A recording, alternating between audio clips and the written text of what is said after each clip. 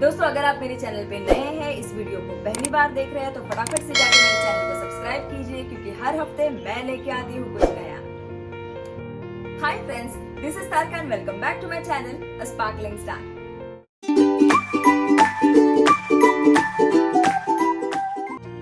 तो दोस्तों, मेरा लास्ट वीडियो जो था वो था सारे भाइयों के लिए। वहां मैंने शेयर किया था कि अगर राखी पर आपको अपने बहन को कुछ यूनिक हैंडमेड गिफ्ट देना है तो आप क्या दे सकते हैं। तो मैंने एक सिंपल सा पेपर ज्वेलरी का वीडियो शेयर किया था, बट वो देखने के बाद मुझे सारे बहनों के मैसेजेस आए, इंस्टाग्राम पे डायरेक्ट मैसेजेस आए, मेरे फ्रेंड सर्कल में भी काफी लोगों ने पूछा कि त्योहार का सीजन शुरू हो चुका है, तो अगर आप कुछ डिजाइनर इयररिंग्स शेयर कर सकते हो तो प्लीज कीजिए। Let's get started.